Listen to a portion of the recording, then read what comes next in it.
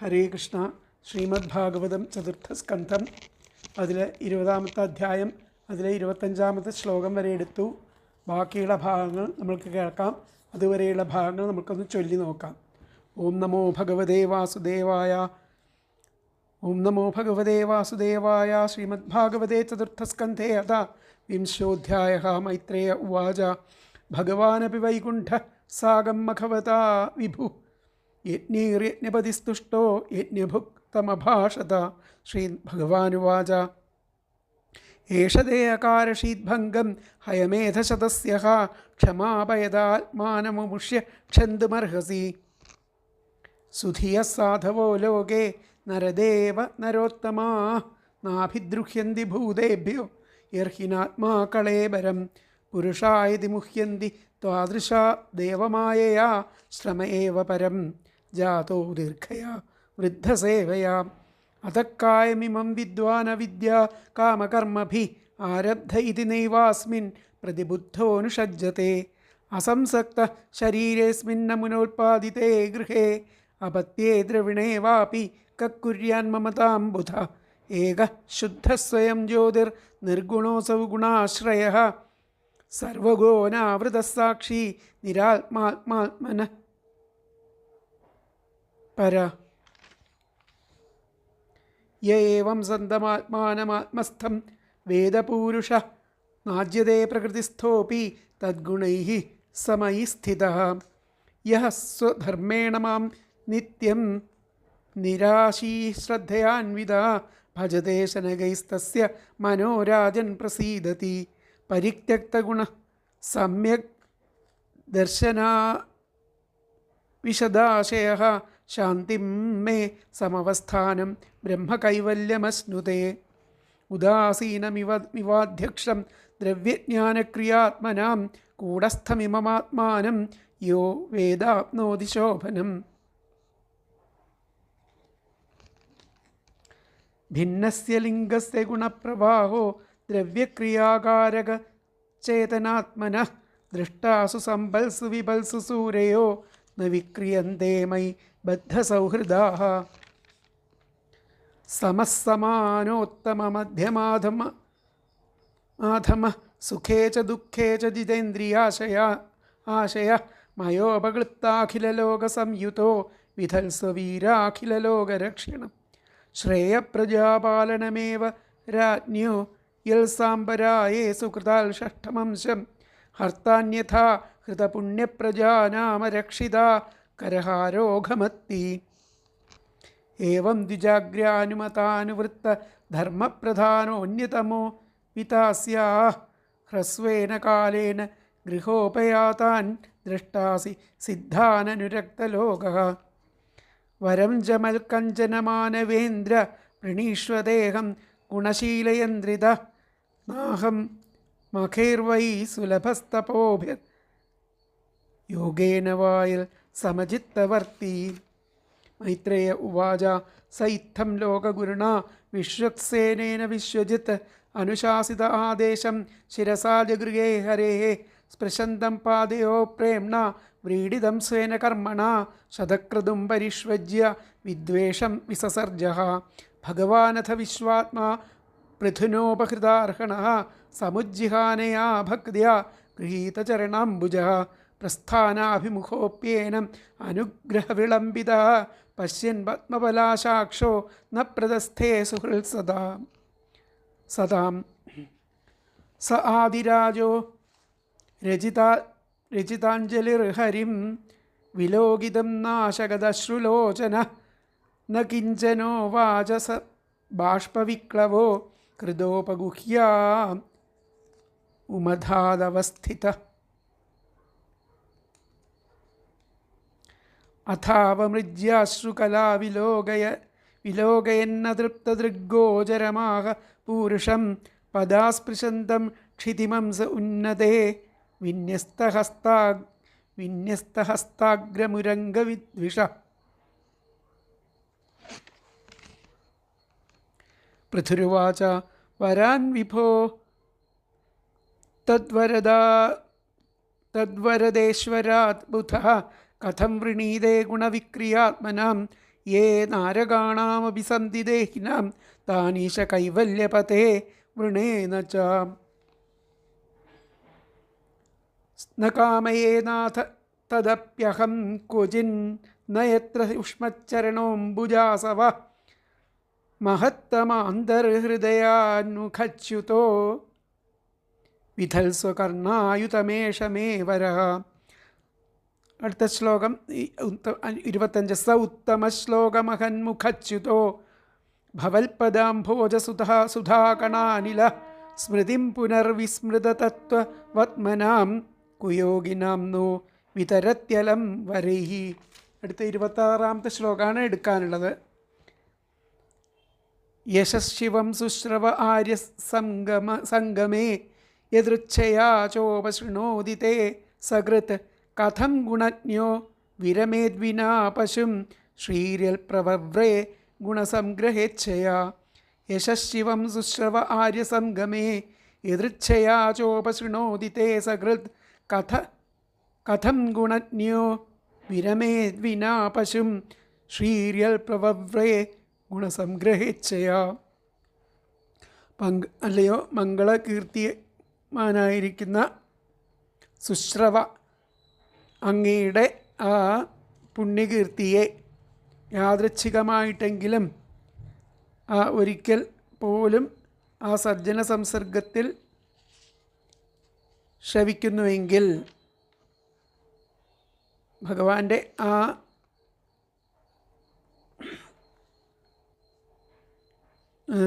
മംഗളകാരിയായിരിക്കുന്ന ആ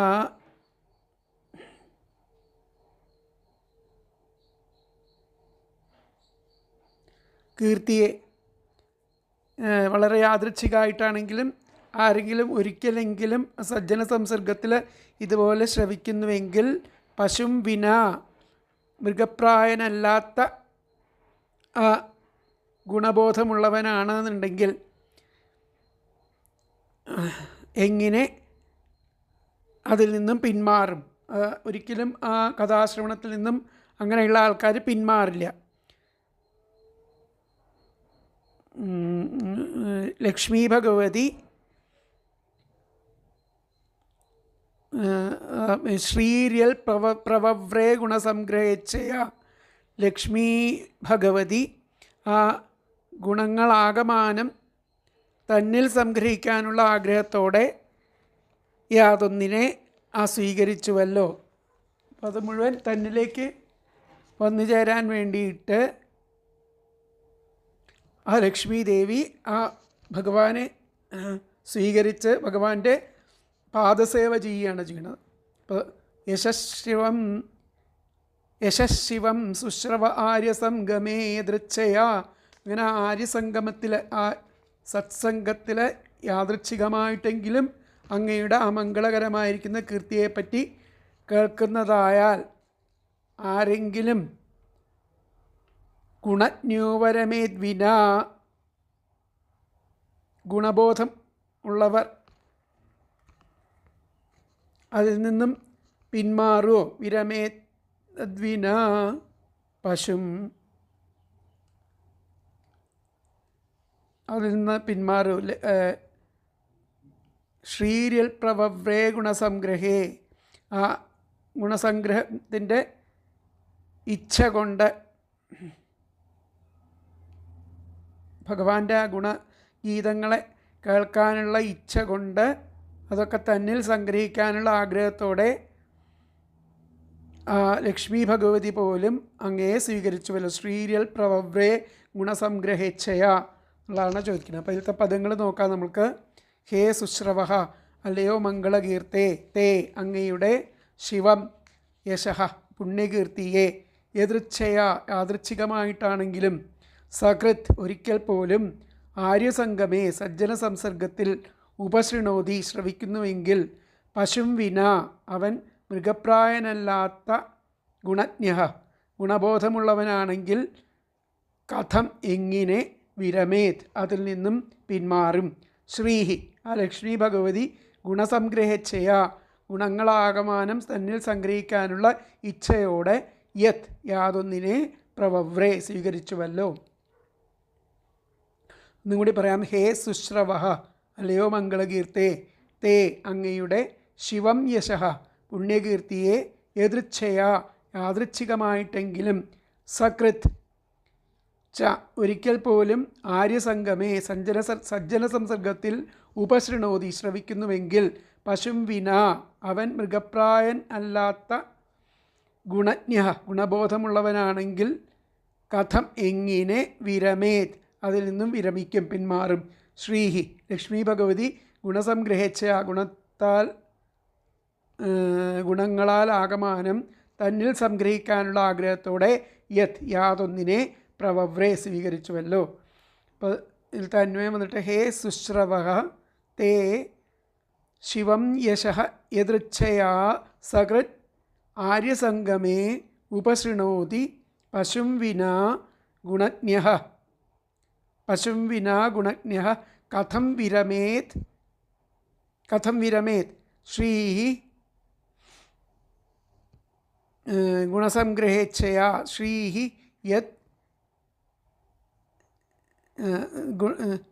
ഗുണസംഗ്രഹേച്ഛയാ യത് പ്രവവ്രേ. എന്നുകൂടി പറയാം. ഹേ സുശ്രവ തേ ശിവം യശഃ യദൃച്ഛയാ സകൃത് ആര്യസംഗമേ ഉപശൃണോതി പശും വിനാ ഗുണജ്ഞഃ കഥം വിരമേത് ശ്രീ ഗുണസംഗ്രഹേച്ഛയാ യത് പ്രവവ്രേ. അല്ലയോ മംഗളകീർത്തേ, അങ്ങയുടെ ആ പുണ്യകീർത്തിയെ യാദൃച്ഛികമായിട്ടെങ്കിലും ഒരിക്കൽ പോലും ആ സജ്ജന സംസർഗത്തിൽ ശ്രവിക്കുന്നുവെങ്കിൽ അവൻ മൃഗപ്രായനല്ലാത്ത ആ ഗുണബോധമുള്ളവനാണെങ്കിൽ എങ്ങനെ അതിൽ നിന്നും അദ്ദേഹം പിന്മാറും? ലക്ഷ്മി ഭഗവതി പോലും ആ ഗുണങ്ങളാകമാനം തന്നിൽ സംഗ്രഹിക്കാനുള്ള ആഗ്രഹത്തോടെ യാതൊന്നിനെ അങ്ങനെ സ്വീകരിച്ചുവല്ലോ. അപ്പോൾ അല്ലയോ ആ പുണ്യകീർത്തേ,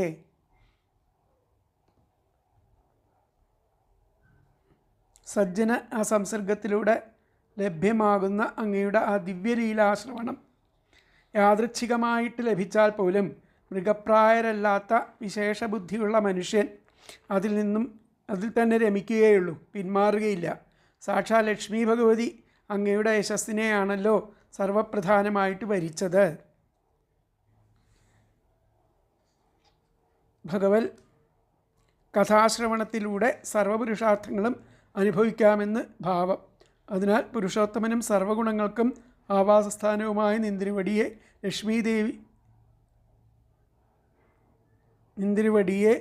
ലക്ഷ്മീദേവിയെപ്പോലെ ഞാനും ഭജിക്കുന്നു. അങ്ങയുടെ ചരണാരവിന്ദങ്ങളെ നാഥത്വേന ഭജിക്കുന്ന ഞങ്ങൾ തമ്മിൽ കലഹത്തിന്, അത് അടുത്ത ശ്ലോകത്തിൽ പറയുന്നതാണ്. അപ്പോൾ ഇത്രയേ പറയുന്നുള്ളൂ. അല്ലയോ പുണ്യകീർത്തയെ, സജ്ജന സംസർഗത്തിലൂടെ ലഭ്യമാകുന്ന അങ്ങയുടെ ആ ദിവ്യലീലാശ്രവണം യാദൃച്ഛികമായിട്ട് ലഭിച്ചാൽ പോലും മൃഗപ്രായരല്ലാത്ത വിശേഷബുദ്ധിയുള്ള മനുഷ്യർ അതിൽ തന്നെ രമിക്കുകയുള്ളൂ, പിന്മാറുകയില്ല. സാക്ഷാൽ ലക്ഷ്മി ഭഗവതി അങ്ങയുടെ യശസ്സിനെയാണല്ലോ സർവപ്രധാനമായിട്ട് വരിച്ചത്. അപ്പോൾ ഉത്തമകീർത്തിയായിട്ടുള്ള പ്രഭു, സത്സംഗത്തിൽ അവിടുത്തെ ആ മംഗളമായിരിക്കുന്ന സുയശസ്സിനെക്കുറിച്ച് ദൈവവശമായിട്ട് ഒരു തവണ കേൾക്കുകയാണെങ്കിൽ പശുബുദ്ധികളായിരിക്കുന്ന ഒരുവരും തൃപ്തരാവില്ല. ഗുണഗ്രാഹിക്ക് അവനെ ഉപേക്ഷിക്കാനും ആവില്ല. എല്ലാ പ്രകാരത്തിലും ഉള്ള ആ പുരുഷാർത്ഥത്തിൻ്റെ സിദ്ധിക്കായിട്ട് സ്വയം ലക്ഷ്മി പോലും അവിടുത്തെ സുയശസ്സിനെ കേൾക്കാൻ ആഗ്രഹിക്കുന്നു. അല്ലയോ മംഗളകീർത്തെ, നിന്തിരുവടിയുടെ ആ പാവനകീർത്തിയെ സജ്ജന സമ്മേളനത്തിൽ വെച്ച് യാദൃച്ഛികമായിട്ട് ഒരിക്കലെങ്കിലും യാതൊരുവൻ ശ്രദ്ധിക്കുന്നുവോ? അവർ പുരുഷാർത്ഥത്തെക്കുറിച്ച് അറിവുള്ളവനാണെങ്കിൽ കേവലം മൃഗമല്ലെങ്കിൽ ഏതു വിധം അതിൽ നിന്നും വിരമിക്കും?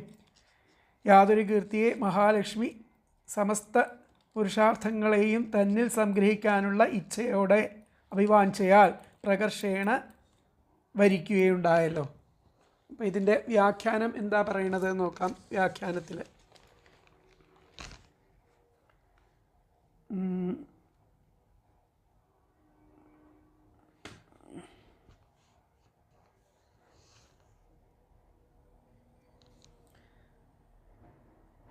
ത്വച്ചരണ കമല അപ്പോൾ ഹേ മംഗളകീർത്തി അല്ലയോ മംഗളകീർത്തിയായിട്ടുള്ളവനെ തവ ശിവം യശഃ അങ്ങയുടെ ആ മംഗളകാരിയായിരിക്കുന്ന ആ യശസ്സിനെ സാധുസംഗമേ സത്സംഗത്തിൽ യഹ ആര് സകൃതബി ഒരിക്കലെങ്കിലും ശൃണോതി കേൾക്കുന്നുവോ സ ഗുണജ്ഞ ആ ഗുണജ്ഞൻ ഗുണസംഗ്രഹം ചേർന്നിട്ടുള്ള ആൾ പശു മൃഗമാണെങ്കിൽ പോലും വിനാകഥം വിരമേൽ ആ കഥ കേൾക്കുന്നതിൽ നിന്നും അദ്ദേഹം ഒരിക്കലും വിരമിക്കില്ല എന്നുള്ളതാണ് പറയുന്നത്.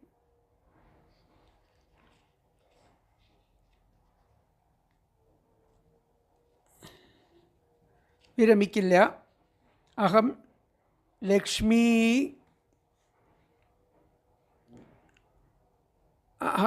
ലക്ഷ്മീരിവത്തെ ചരണാംബുജം ഭജേ. ലക്ഷ്മീദേവി പോലും അവിടുത്തെ ചരണാംബുജത്തെ ഭജിച്ചു കൊണ്ടിരിക്കുന്നു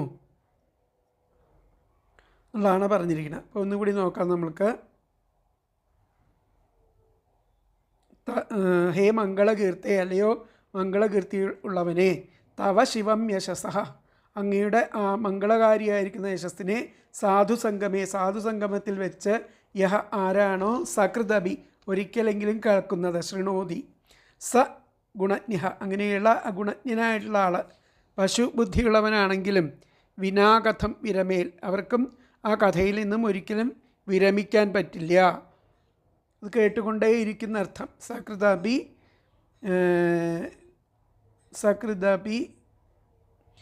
ശൃണോതി സ ഗുണജ്ഞ പശും വിനാ കഥം വിരമേത് അഹം ലക്ഷ്മീരിവ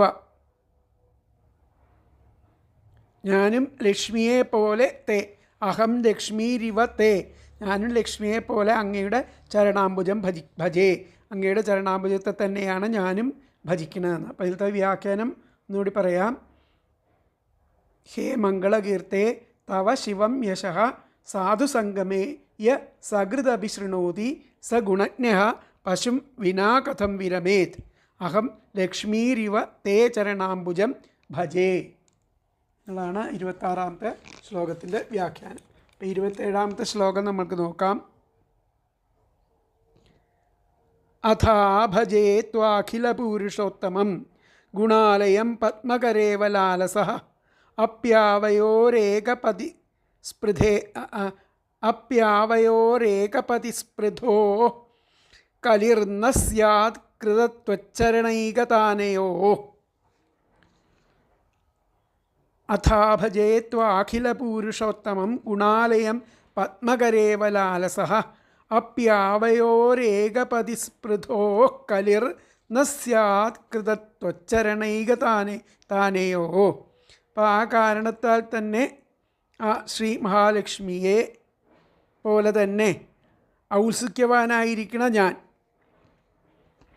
ആ എല്ലാ മഹാപുരുഷന്മാരിലും വെച്ചിട്ട് ഉത്തമനായിരിക്കുന്ന സർവഗുണങ്ങൾക്കും ഇരിപ്പിടമായിട്ടുള്ള അങ്ങയെ ഭജിക്കുന്നു. അങ്ങനെ ആയാൽ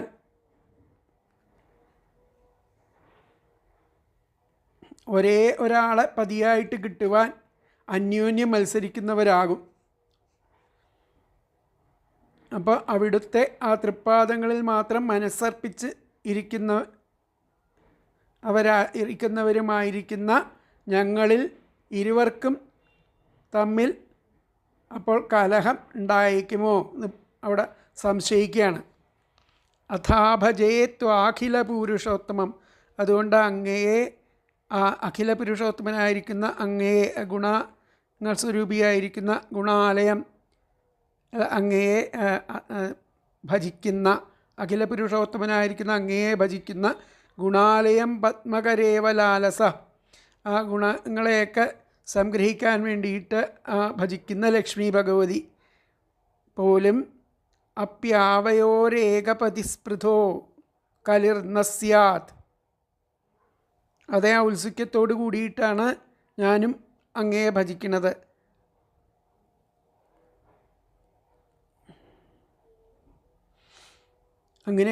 അങ്ങനെയായാൽ ഏകപതിസ്പൃഥോ അങ്ങനെ ആയാൽ എന്താ ഉണ്ടാവുന്നത്? ഭജേ ഏകപതിസ്പൃഥോ അങ്ങനെ ആയാൽ ഒരേ ഒരാളെ പതിയായി കിട്ടുവാൻ അന്യോന്യം മത്സരിക്കുന്ന അന്യോന്യം കൃതത്വച്ചരണീകദാനയോഹോ അവിടുത്തെ തൃപ്പാദങ്ങളിൽ മനസ്സർപ്പിച്ചവരായിരിക്കുന്ന ഞങ്ങൾക്ക് ഇരുവർക്കും തമ്മിൽ അപ്പോൾ അവിടെ കലഹം ഉണ്ടായേക്കുമോ എന്ന് ഭയക്കുകയാണ് ചെയ്യണം. അപ്പോൾ നമുക്കതിലത്തെ പദങ്ങൾ നോക്കാം. അഥ അക്കാരണത്താൽ പത്മകരായിവ ആ ശ്രീ മഹാലക്ഷ്മിയെ പോലെ തന്നെ പത്മകരായിവ അഥ പത്മകരായിവ അക്കാരണത്താൽ ആ ശ്രീ മഹാലക്ഷ്മിയെ പോലെ തന്നെ ലാലസഹ ഔത്സുക്യനായിരിക്കുന്ന ഞാൻ അഖില പുരുഷോത്തമം എല്ലാ മഹാപുരുഷന്മാരിലും വെച്ച് ഉത്തമനും ഗുണാലയം സർവഗുണങ്ങൾക്കും ഇരിപ്പിടമായുള്ള ത്വാം അങ്ങയെ ആഭജേ ഭജിക്കുന്നേൻ.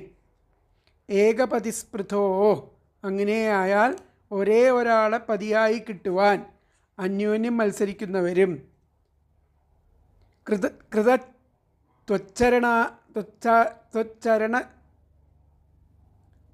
കൃതത്വച്ചരണീകദാനയോഹോ അവിടുത്തെ ആ തൃപ്പാദങ്ങളിൽ മാത്രം മനസ്സർപ്പിച്ചവരുമായിരിക്കുന്ന ആവയോഹോ ഞങ്ങൾ ഇരുവർക്കും തമ്മിൽ കലഹം അപി നസ്യാൽ ഉണ്ടായേക്കുമോ?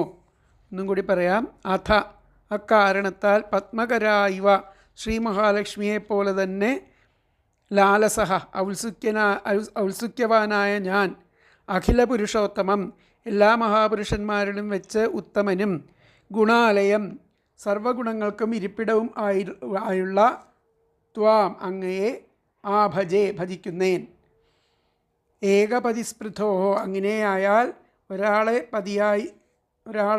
ഒരേ ഒരാളെ പതിയായി കിട്ടുവാൻ അന്യോന്യം മത്സരിക്കുന്നവരും കൃതത്വച്ചരണീകദാനയോഹോ അവിടുത്തെ ആ തൃപ്പാദങ്ങളിൽ മാത്രം മനസ്സർപ്പിച്ചവരും ആയിരിക്കുന്ന ആവയോഹോ ഞങ്ങൾ ഇരുവർക്കും തമ്മിൽ കലഹം അപി നസ്യാത് ഉണ്ടായേക്കുമോ എന്നുള്ളതാണ് ആ ശ്ലോകത്തിൽ ചോദിക്കുന്നത്. അപ്പോൾ അതിലത്തെ അന്വയം വന്നിട്ട് അഥ പത്മകരാ ഇവ ലാലസഹ അഖിലപുരുഷോത്തമം ഗുണാലയം ത്വാം ആഭജേ. ഏകപതിസ്പൃഥോ കൃതത്വച്ചരണീകദാനയോ ആവയോഹോ കലിം അപി നസ്യാത്. എന്നും കൂടി പറയാം. അഥ പത്മകരാ ഇവ ലാലസഹ അഖിലപുരുഷോത്തമം ഗുണാലയം ത്വാം ആഭജേ. ഏകപതിസ്പൃഥോ കൃതത്വച്ചരണീകദാനയോഹോ ആവയോഹോ കലിഹി അപി നസ്യാത്. അക്കാരണത്താൽ ആ ശ്രീ മഹാലക്ഷ്മിയെപ്പോലെ തന്നെ ഔത്സുക്യവാനായിരിക്കുന്ന ഞാൻ എല്ലാ മഹാപുരുഷന്മാരിലും വെച്ച് ഉത്തമനും സർവഗുണങ്ങൾക്കും ഇരിപ്പിടവുമായിട്ടുള്ള അവിടുത്തെ ഭജിക്കുന്നു. അങ്ങനെയാകയാൽ ഒരാളെ പതിയായി കിട്ടുവാൻ അന്യോന്യം മത്സരിക്കുന്നവരും അവിടുത്തെ ആ തൃപ്പാദങ്ങളിൽ മാത്രം മനസ്സർപ്പിച്ചവരുമായിരിക്കുന്ന ഞങ്ങളിരുവർക്കും ആ തമ്മിൽ കലഹം ഉണ്ടായേക്കുമോ?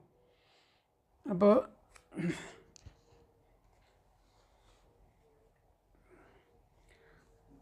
ഇവിടെ പറഞ്ഞിരിക്കുന്ന ഭഗവത് കഥാശ്രവണങ്ങളിലൂടെ ആ സർവപുരുഷാർത്ഥങ്ങളും അനുഭവിക്കാമെന്ന് ഭാവം. അപ്പോൾ അതിനാൽ ആ പുരുഷോത്തമനും സർവഗുണങ്ങൾക്കും ആവാസസ്ഥാനവുമായിരിക്കുന്ന നിന്തിരുവടിയെ ആ ലക്ഷ്മീദേവിയെപ്പോലെ ഞാനും ഭജിക്കുന്നു. അങ്ങയുടെ ആ ചരണാരവിന്ദങ്ങളെ നാഥത്വേന ഭജിക്കുന്ന ഞങ്ങൾ തമ്മിൽ ഒരു കലഹത്തിന് ഇടവരുത്തരുതെന്നും അപേക്ഷയുണ്ട്. അതായത് ഇന്ദ്രനായിട്ടുള്ള കലഹം ഓർക്കുകയാണ് ആ പൃഥ്വിരാജാവ്. അപ്പം മഹാലക്ഷ്മിയുമായിട്ട് ഇനിയും അപ്രകാരം സംഭവിക്കാതിരിക്കാൻ ആ ലക്ഷ്മീ കടാക്ഷം ഉണ്ടാകാൻ പരോക്ഷമായിട്ട് പ്രാർത്ഥിക്കുകയും ചെയ്യുകയാണ് ഇവിടെ ചെയ്യുന്നത്. അപ്പോൾ അതുകൊണ്ട് ആ ലക്ഷ്മി ദേവിക്ക് സമാനം ഞാനും അത്യന്തം ഔത്സുക്യത്തോടെ അവിടുത്തെ സർവഗുണധാമത്തെ സേവ ചെയ്യുവാൻ ആഗ്രഹിക്കുന്നു. എന്നാൽ അങ്ങനെ അല്ലെങ്കിൽ ഒരു പതിയുടെ സേവ പ്രാപ്തമായിട്ട് അങ്ങയുടെ ചരണങ്ങളാൽ മനസ്സിനെ ഏകാഗ്രമാക്കുന്ന നമ്മൾ രണ്ടിലും കലഹം ഉണ്ടാകും.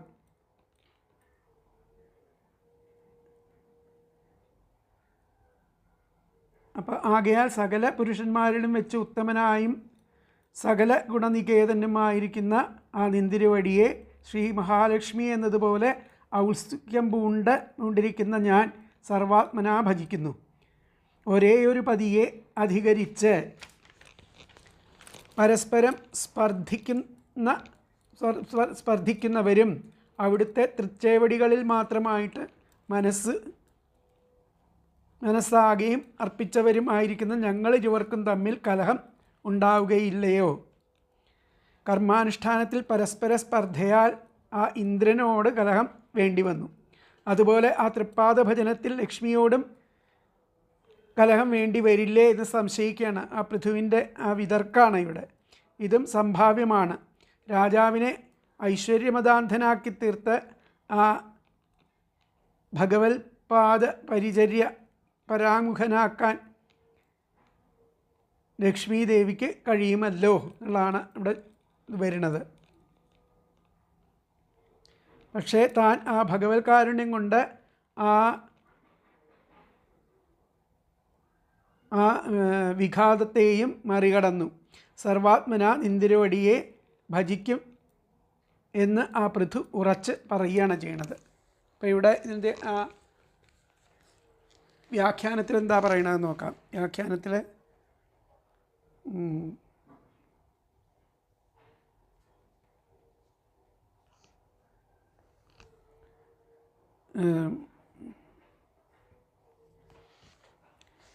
ഇവിടെ പറയണത് എന്താണെന്ന് വെച്ച് കഴിഞ്ഞാൽ ഹേ ജഗതി അഹം ലക്ഷ്മീരിവത്തെ ചരണാംബുജം ഭജേ തത്ര ലക്ഷ്മ്യാ മമ ച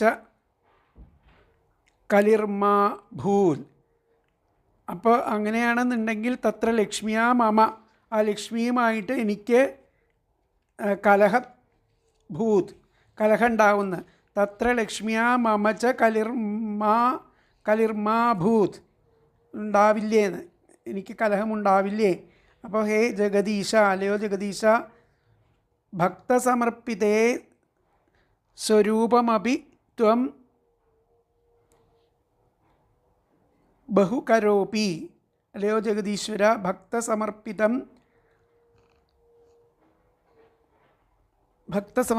സ്വൽപ്പമപിത്വം ബഹുകരോപി.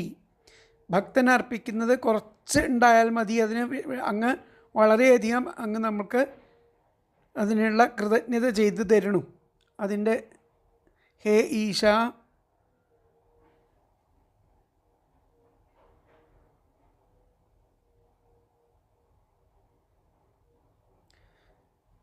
ഹേ ജഗദീശ, ഭക്തസമർപ്പിതം സ്വൽപ്പമപി ത്വം ബഹുകരോപി. ഹേ ഈശ, സാധവോ ജ്ഞാനം പ്രാപ്ത അപി ത്വാം ഭജന്തി. അപ്പോൾ ഇവിടെ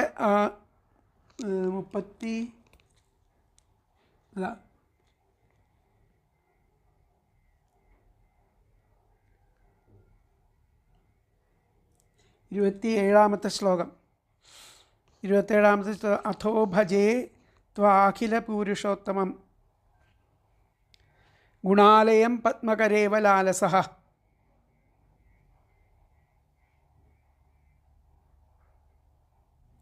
ഹേ ജഗദീശ, ഭക്തസമർപ്പിതം സ്വൽപ്പമപിത്വം ബഹുകരോപി. ഭക്തൻ കുറച്ചേ അർപ്പിക്കുന്നുണ്ടെങ്കിലും അതിന് വലുതായിട്ടുള്ള കരുണ അങ്ങ് കാണിക്കുന്നു, അതിൽ വലുതായിട്ടുള്ള കരുണ അങ്ങ് കാണിക്കുന്നു.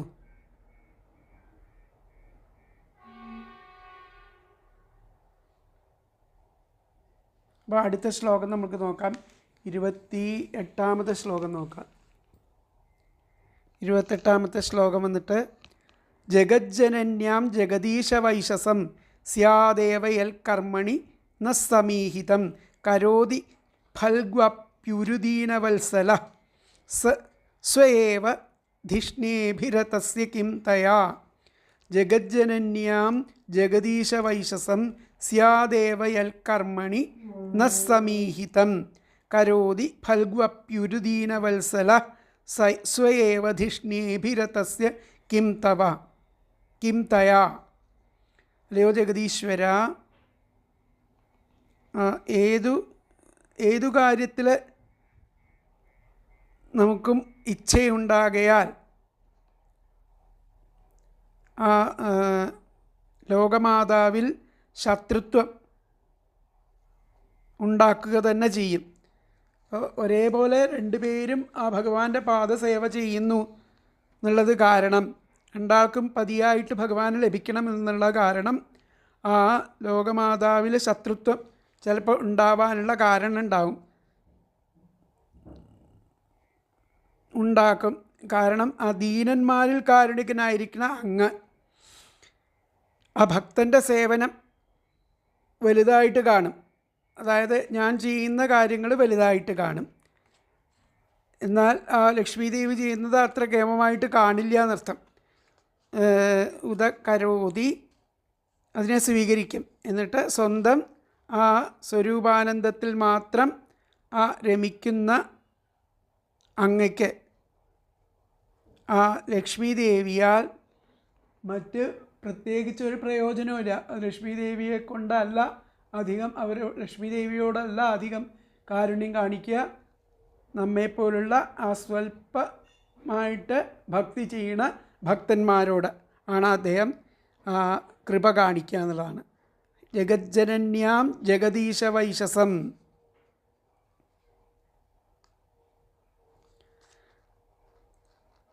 സ്യാദേവയത് കർമ്മണി ന സമീഹിതം. ഒരേപോലെ അങ്ങനെ ആ ഭഗവാനെ ഭജിക്കുന്ന നമ്മൾ തമ്മിൽ, ആ ലക്ഷ്മീദേവിയും ഞാനും തമ്മിൽ അവിടെ ശത്രുത്വം ഉണ്ടാവും. കരോതി ഫൽഗ്വാപ്യുരുദീനവത്സല. എന്നാൽ കൃപാശീലനായിരിക്കുന്ന അങ്ങയ്ക്ക് ആ അങ്ങയുടെ കരുണ ഭക്തന്മാരിലാണ്.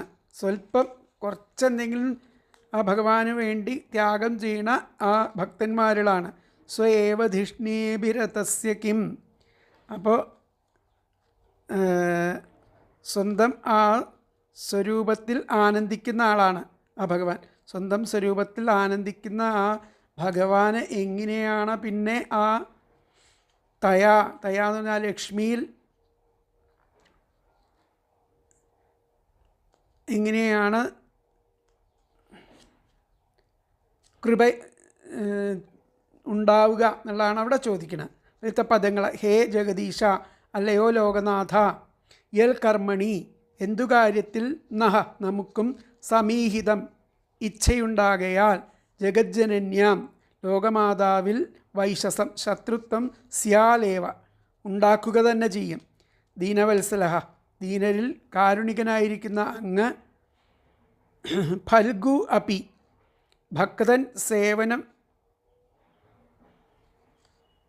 ഭക്തൻ്റെ സേവനം അല്പമായാലും അതിനെ വലുതായി കരോതി സ്വീകരിച്ചിരിക്കുന്നു. അതാണ് ഇവിടെ പറഞ്ഞിരിക്കുന്നത്. എന്താ പറഞ്ഞത്? അഹം ലക്ഷ്മീ മൃത്യും ജഗദീശ ഭക്തസമർപ്പിതം സ്വൽപ്പമപി സ്വേ ബഹു കരോതി. ഭക്തൻ എന്തെങ്കിലും കുറച്ച് ചെയ്താൽ അതിന് വലിയ കൃപ അദ്ദേഹം കാണിക്കുന്നു. അല്പമായാലും വലുതായിട്ട് കരോതി സ്വീകരിക്കുന്നു. സ്വേ സ്വന്തം, ധിഷ്ണ്യേവ സ്വന്തം സ്വരൂപാനന്ദത്തിൽ മാത്രം, അഭിരതസ്യ എന്നും രമിക്കുന്ന അങ്ങയ്ക്ക്, തയാ അവളാൽ, കിം എന്തു കാര്യമാണ് ഉള്ളത്, എന്തുണ്ട് അതാണ് അവിടെ ചോദ്യം. അപ്പോൾ ഹേ ജഗദീശ, അല്ലയോ ലോകനാഥ, യത് കർമ്മണി ഏതു കാര്യത്തിൽ, നഹ നമുക്കും, സമീഹിതം ഇച്ഛയുണ്ടാകയാൽ, ജഗജ്ജനന്യാം ആ ലോകമാതാവിൽ, വൈശസം ശത്രുത്വം, സ്യാ ഏവ ഉണ്ടാക്കുക തന്നെ ചെയ്യും, ദീനവത്സലഹ ദീനരിൽ കാരുണികനായിരിക്കുന്ന അങ്ങ്, ഫൽഗു അപി ഭക്തൻ്റെ സേവനം അല്പമായാലും ഉരു അതിനെ വലുതായി കരോതി സ്വീകരിക്കുന്നു. സ്വേ സ്വന്തം ധിഷ്ണ്യേ ഏവ സ്വരൂപാനന്ദത്താൽ മാത്രം അഭിരതസ്യ എന്നും രമിക്കുന്ന അങ്ങയ്ക്ക് തയാ അവളാൽ കിം പിന്നെ എന്തുണ്ട്.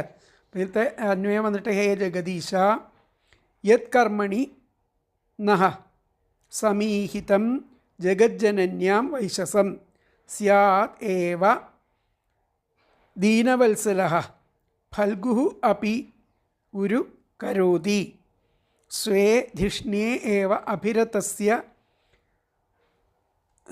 തയാ കിം.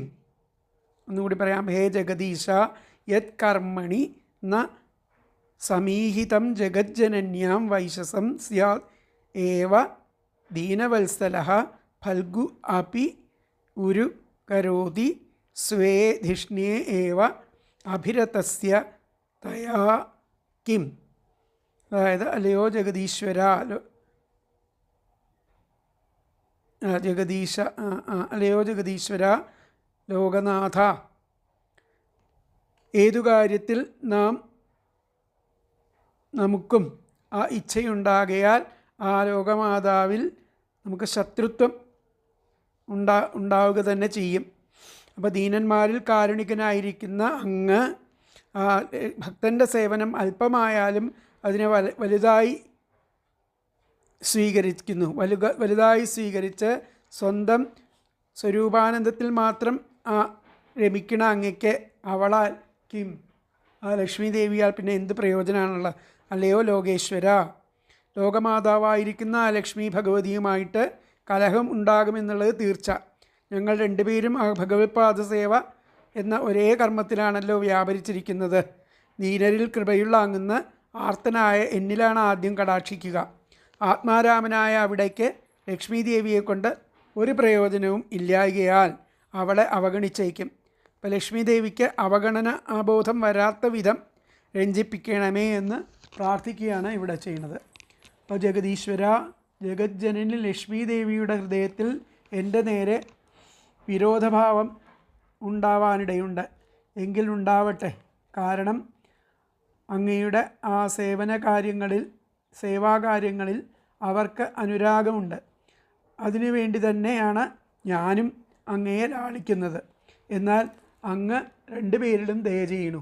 ദേവിയുടെ കർമ്മങ്ങളെ പോലും അങ്ങ് അപ്പോൾ തുച്ഛമായിട്ട് അവിടെ കാണുന്നു.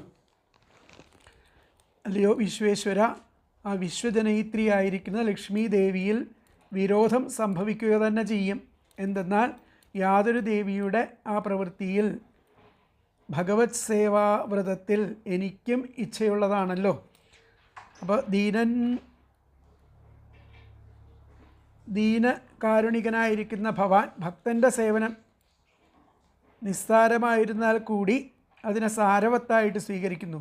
തൻ്റെ തന്നെ അധിഷ്ഠാനമായിരിക്കുന്ന ആ സ്വരൂപാനന്ദത്തിൽ സദാ രമിക്കുന്ന നിന്തിരുവടിക്ക് ആ ലക്ഷ്മി ദേവിയാൽ കാര്യം എന്തുണ്ട് എന്നാണ് ഇവിടെ ചോദിച്ചിരിക്കുന്നത്. അപ്പോൾ വ്യാഖ്യാനത്തിൽ നോക്കാം. നമുക്ക് വ്യാഖ്യാനത്തിൽ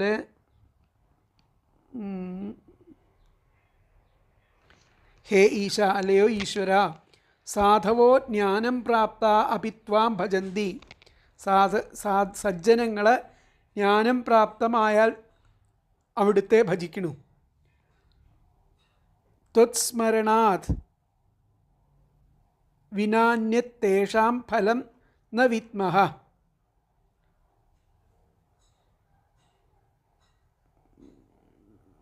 എത്രാം 29-ാമത്തെ ശ്ലോകം,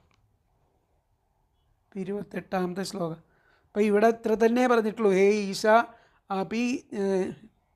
ഹേ ഈശ മയിത്വം ബഹു ഹേ ഈശ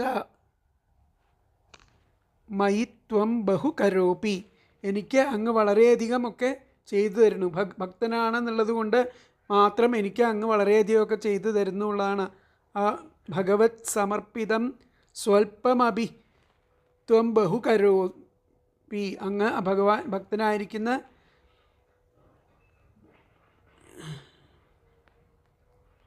ഭക്തസമർപ്പിതം, ഭക്തനാൽ സമർപ്പിക്കപ്പെടുന്ന, അല്ലയോ ജഗദീശ്വര, ഭക്തനാൽ സമർപ്പിക്കപ്പെടുന്ന സ്വൽപ്പമഭി, കുറച്ച് എല്ലാം തന്നെ അവിടുന്ന് സാരവത്തായിട്ട് അതിനെ സ്വീകരിക്കണം. അപ്പോൾ ലക്ഷ്മി ദേവിയെ ചിലപ്പോൾ അവഗണിക്കുമോ എന്നുള്ള സംശയം ഉണ്ട്.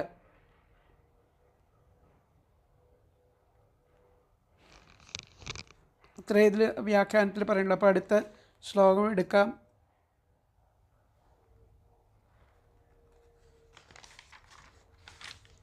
അടുത്ത ശ്ലോകം: ഭജന്ത്യഥത്വാമത ഏവ സാധവോ വ്യുതസ്തമായാഗുണ വിഭ്രമോദയം ഭവൽപദാനുസ്മരണാദൃതേ സതാം നിമിത്തമന്യത് ഭഗവന്ന വിദ്മഹേ. ഭജന്ത്യഥത്വാമത ഏവ സാധവോ വ്യുതസ്തമായാഗുണ വിഭ്രമോദയം ഭവൽപദാനുസ്മരണാദൃതേ സതാം നിമിത്തമന്യത് ഭഗവന്ന വിദ്മഹേ. അല്ലയോ ഭഗവാനെ, പിന്നെ വ്യുതസ്തമായാഗുണവിഭ്രമോദയം, ആ മായാഗുണങ്ങളുടെ സ്വാധീനത്താൽ ഉദയം കൊണ്ടിരിക്കുന്ന ആ സംസാരത്തെ പാരം പുറന്തള്ളിയിരിക്കുന്ന അങ്ങയെ അക്കാരണത്താൽ തന്നെ ആ സത്തുക്കൾ ഭജിക്കണു. അപ്പോൾ ഭജന്ത്യഥത്വാം, അങ്ങയെ ഭജിക്കുന്നു. ഏവ സാധവോ, സാധുജനങ്ങൾ, സജ്ജനങ്ങൾ. എന്തുകൊണ്ടാണ്? വ്യുതസ്തമായാഗുണവിഭ്രമോദയം, ആ മായാഗുണങ്ങളുടെ സ്വാധീനത്താൽ ഉദയം കൊണ്ടിരിക്കുന്ന സംസാരത്തെ അങ്ങ് പുറന്തള്ളുന്നു. അങ്ങനെയുള്ള ഭഗവത്പദാനുസ്മരണാദൃതേ,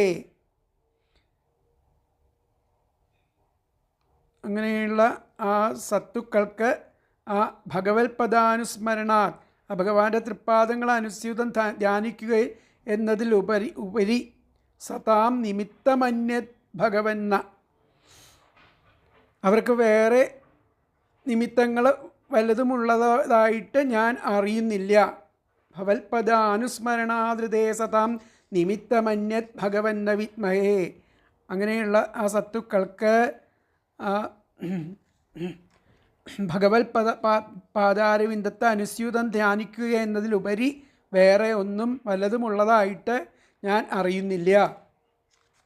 അപ്പോൾ അല്ലയോ ഭഗവൻ, ഹേ ഭഗവൻ, അല്ലയോ ഭഗവാനെ, അഥ പിന്നെ വ്യുതസ്ത മായാഗുണവിഭ്രമോദയം, മായാഗുണങ്ങളുടെ സ്വാധീനത്താൽ ഉദയം കൊണ്ട സംസാരത്തെ പാടെ പുറന്തള്ളിയ ത്വാം, അങ്ങയെ, അതഹ ഏവ, അക്കാരണത്താൽ തന്നെ സാധവ, സത്തുക്കൾ ഭജന്തി, ഭജിക്കുന്നു.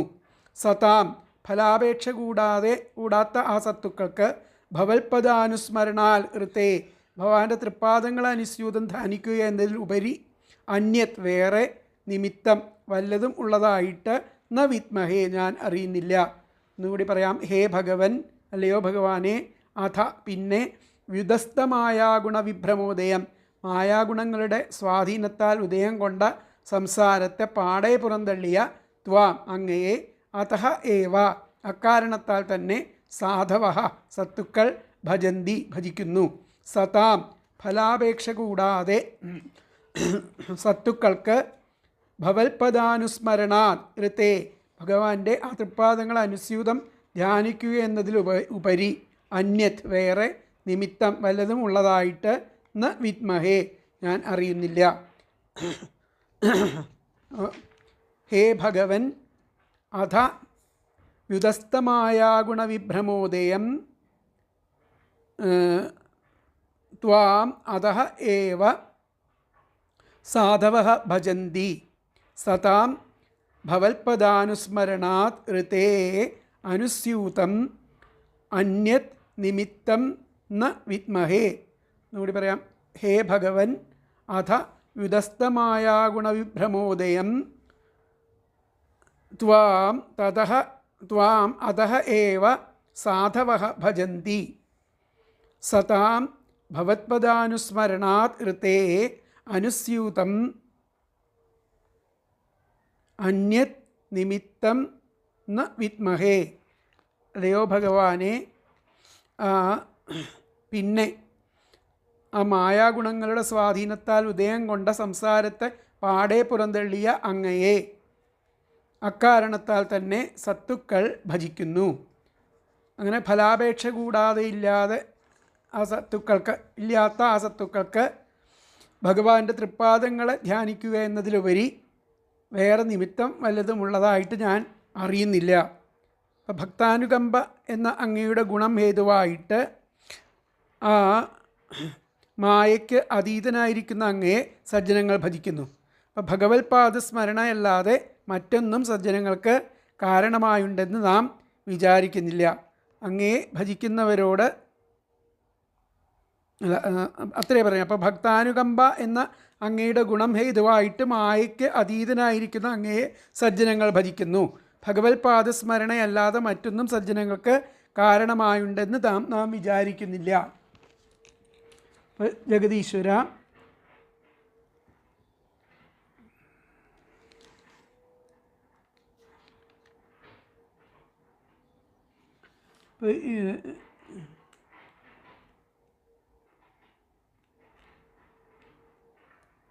യാതൊരു പറഞ്ഞു തനിക്കും ആ ഭഗവാന്റെ ആ പാദസേവ ചെയ്യുന്നതിൽ ഇച്ഛയുണ്ട്. അപ്പോൾ ദീനകാരുണികനായിരിക്കുന്ന ഭഗവാൻ ഭക്തൻ്റെ സേവനം നിസ്സാരം ആയിരുന്നാൽ കൂടിയും അതിനെ സാരവത്തായിട്ട് മാനിച്ചിട്ട് അതിനെ സ്വീകരിക്കണം. തൻ്റെ തന്നെ അധിഷ്ഠാനം ആയിരിക്കുന്ന ആ സ്വരൂപാനന്ദത്തിൽ സദാ രമിക്കുന്ന നിന്തിരുവടിയോട് ആ ലക്ഷ്മി ദേവിയാൽ ആ ലക്ഷ്മി ദേവിയാൽ കാര്യം എന്തുണ്ടെന്ന് ചോദിച്ചു. അപ്പോൾ ഇവിടെ ഇന്ദ്രസ്പർദ്ധയിൽ ആ കാരുണ്യാദി രേഖത്താൽ തൻ്റെ നേർക്ക് അപക്ഷപാതം പ്രദർശിപ്പിച്ചു. അതുപോലെ ആ ലക്ഷ്മി സ്പർദ്ധയിലും ചെയ്യുമെന്ന വിശ്വാസമാണ് ഇവിടെ ആ പൃഥു കാണിച്ചത്. എന്നിട്ട് പറയുകയാണ്, ഇതുകൊണ്ട് ആ നിഷ്കാമൻ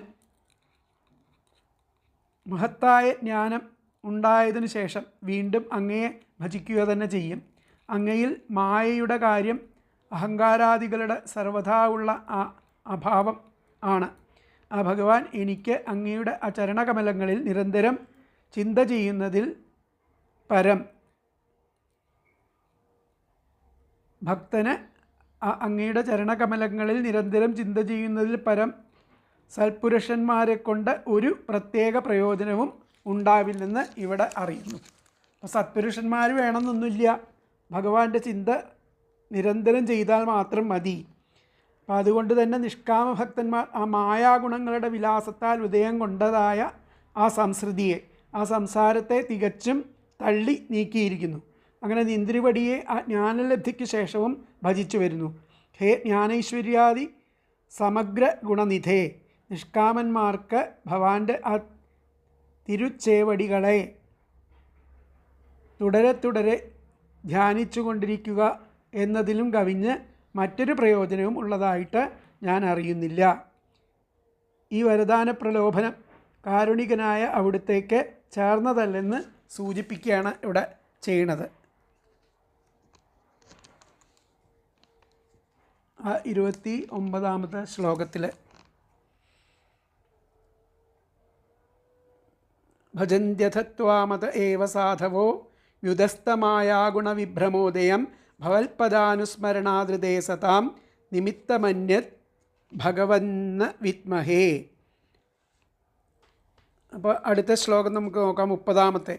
മന്യേഗിരം തേ ജഗതാം വിമോഹിനീം വരം വൃണീഷ്വേതി ഭജന്തമാത്ത യത് വാചാനുതന്ധ്യായതി തേ ജനോസിത കഥം പുനഃ കർമ്മ കരോതി മോഹിതഃ. മന്യേഗിരം തേ ജഗതാം വിമോഹിനീം വരം വൃണീഷ്വേതി ഭജന്തമാത്ത യത് വാചാനുതന്ധ്യായതി തേ ജനോസിത കഥം പുനഃ കർമ്മ കരോതി മോഹിതഃ. അപ്പോൾ ഭജിക്കുന്നവനോട് ആ വരത്തെ വരിച്ചാലും എന്ന് അങ്ങ് പറയുന്നു. മന്യേ ഗിരം തേ ജഗതാം വിമോഹിനീം. അപ്പോൾ ആ ലോകർക്ക്, അങ്ങയുടെ വാക്കിന് ലോകർക്ക് ആ മോഹത്തെ ജനിപ്പിക്കുന്നതായിട്ട് ഞാൻ കരുതുന്നു. മന്യേ ഗിരം തേ ജഗതാം, അങ്ങയുടെ ആ വാക്കുകളെ ആ ജഗത്തിലുള്ളവർക്ക് ആ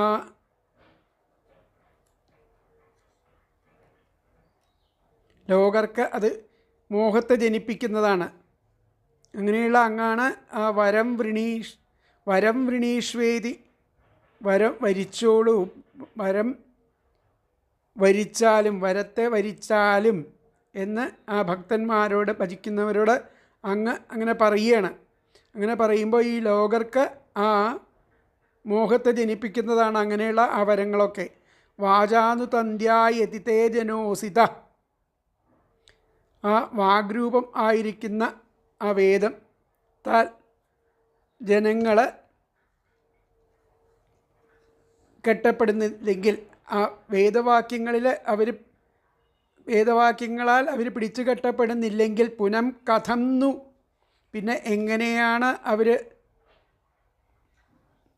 ഈ മായാകർമ്മങ്ങളിൽ പെട്ട് മോഹിതരായിട്ട് കർമ്മം ചെയ്യുന്നത്? അപ്പോൾ വേദരൂപം ആയിരിക്കുന്ന ഇതിൽ പെട്ട് കഴിഞ്ഞാൽ അവർക്ക് പിന്നീട് ഈ സാധാരണ കർമ്മങ്ങൾ ചെയ്യാൻ പറ്റില്ല. ആ ലൗകിക കർമ്മങ്ങൾ, മായയിൽ മോഹിതരാവാൻ അവർക്ക് സാധ്യം ആവുകയില്ല എന്നുള്ളതാണ് ഇവിടെ പറയുന്നത്. അപ്പോൾ മന്യേ ഗിരം തേ ജഗതാം വിമോഹിനിം വരം വൃണീഷ്വേതി ഭജന്തമാർത്ഥയത് വാചാനുതന്ധ്യാ യതി തേ ജനോസിത കഥം പുനഃകർമ്മ കരോതി മോഹിത. നോക്കാത്ത പദങ്ങളെ ഭജന്തം, ഭജിക്കുന്നവനോട് വരത്തെ വൃണീഷ്വ, വരത്തെ വരിച്ചാലും, ഇതി എന്ന് ആർത്ഥ, ഇതി എന്ന് പറയുന്ന ഭജന്തം വരം വൃണീഷ്വേ ഇതി അഥ, ഭജിക്കുന്നവനോട് വരത്തെ വരിച്ചാലും എന്ന് അങ്ങ് പറയുന്നു. യത്, യാതൊരു, തേ, അങ്ങയുടെ ആ വാക്ക്, മന്യേ ഗിരം, അങ്ങയുടെ വാക്കിനെ ഈ ലോകർക്ക്, വിമോഹിനിയും, അപ്പോൾ ആർത്ഥ എന്ന് പറഞ്ഞാൽ പറയുന്നു, യത്, യാതൊരു, തേ ഗിരം, അങ്ങയുടെ വാക്കിനെ, ജഗതാം, ലോകർക്ക്, വിമോഹിനി, മോഹത്തെ ജനിപ്പിക്കുന്നതായിട്ട്, മന്യേ, ഞാൻ കരുതുന്നു. അതാണ് മന്യേ ഗിരം തേ ജഗതാം വിമോഹിനിയും വരം വൃണീഷ്വേതി ഭജന്തമാർത്ഥ യത്. പിന്നെ വാചാനുതന്ധ്യ, തേ, അവിടുത്തെ വാച, വാഗ്രൂപമായിരിക്കുന്ന, തന്ധ്യ, പാശത്താൽ, ജനഃ, ജനം, അസിതഃ, യതി, കെട്ടപ്പെടുന്നില്ലെങ്കിൽ, പുനഃ കഥം, പിന്നെ എങ്ങനെയാണ്, മോഹിതഃ, അവർ മോഹിതരായിട്ട്, കർമ്മ കരോതി, കർമ്മങ്ങളെ ചെയ്യുന്നത്. അപ്പോൾ അങ്ങയുടെ വേദരൂപമായ വാക്കുകളിൽ പെട്ട് ബന്ധനസ്ഥനാവുകയാണെങ്കിൽ അവർ ഈ മായാമോഹത്തിൽപ്പെട്ടിട്ട് ഇത്തരം കർമ്മങ്ങൾ ചെയ്യില്ല. അല്ലാത്തവർ കെട്ടപ്പെടുന്നില്ല എന്നുണ്ടെങ്കിൽ അവർ ഇതൊക്കെ ചെയ്തുകൊണ്ടിരിക്കും. അപ്പോൾ ഭജന്തം, ഭജിക്കുന്നവനോട്, വരത്തെ വൃണീഷ്വ, വരിച്ചാലും, ഇതി എന്ന് ആഥ, അങ്ങ് പറയുന്നു. യത്, യാതൊരു, തേ ഗിരം, അങ്ങയുടെ ആ വാക്കിനെ, ജഗതാം, ലോകർക്ക്, വിമോഹിനിയും, മോഹത്തെ ജനിപ്പിക്കുന്നതായിട്ട്, മന്യേ, ഞാൻ കരുതുന്നു. തേ, അവിടുത്തെ വാച, വാഗ്രൂപമായിരിക്കുന്ന, തന്ധ്യ, പാശത്താൽ, ജനഃ, ജനം, അസിതഃ യതി, കെട്ടപ്പെടുന്നില്ലെങ്കിൽ, പുനഃ കഥം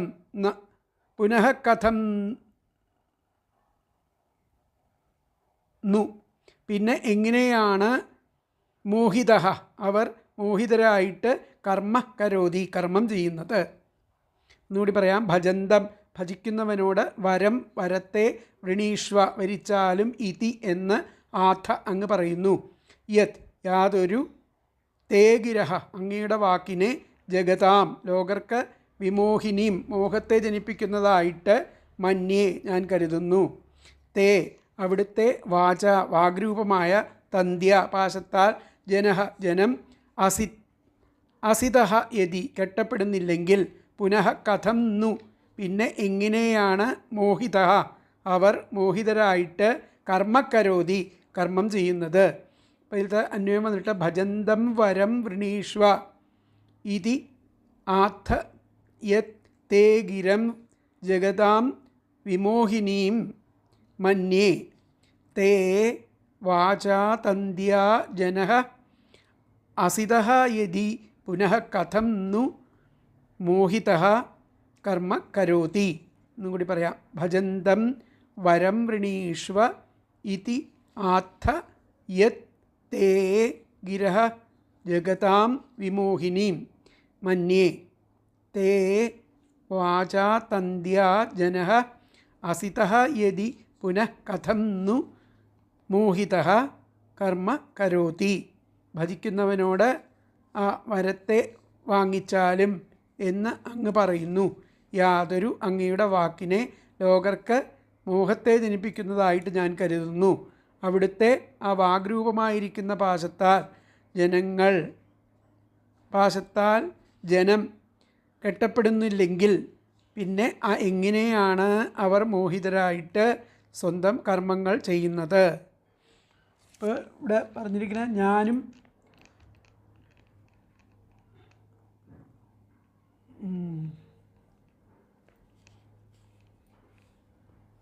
ഒരു ഇച്ഛയോടും കൂടിയല്ലാതെ അവിടുത്തെ ഭജിക്കുകയാണ്, അല്ലാതെയാണ് അവിടുത്തെ ഭജിക്കുന്നത്. അങ്ങ് എന്നോട് പറഞ്ഞു വരം വാങ്ങൂ, അങ്ങയുടെ വാണിയെ ഞാൻ സാംസാരിക ലോകത്തിലേക്ക് കൊണ്ടുപോകും എന്നെ സാംസാരിക ലോകത്തിലേക്ക് കൊണ്ടുപോകുമെന്ന് ഞാൻ വിചാരിക്കുന്നു.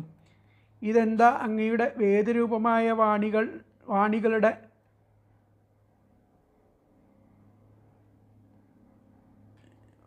അങ്ങയുടെ വേദരൂപമായ വാണികളിലൂടെ ആ ജഗത്തിനെ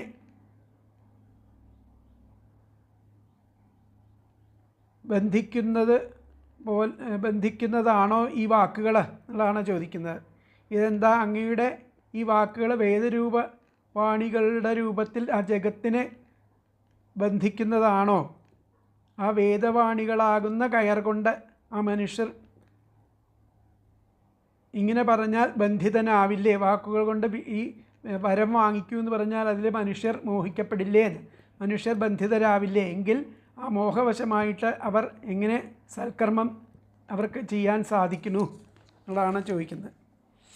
അപ്പോൾ വരത്തെ വരിച്ചുകൊള്ളുക എന്നിങ്ങനെ ഭജിച്ചുകൊണ്ടിരിക്കുന്നവരോട് ഭവാൻ കൽപ്പിക്കുന്നു എന്നതിനാൽ ആ ഭവാന്റെ വാക്കിനെ ലോകവാസികൾക്ക് അതിമോഹം ജനിപ്പിക്കുന്ന ഒന്നായിട്ട് ഞാൻ കരുതുന്നു.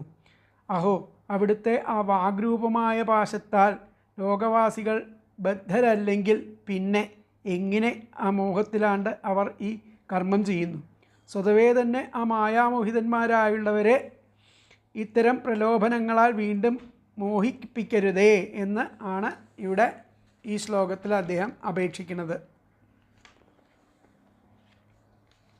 അപ്പോൾ ഇതിലത്തെ വ്യാഖ്യാനം നമുക്ക് നോക്കാം. വ്യാഖ്യാനത്തിൽ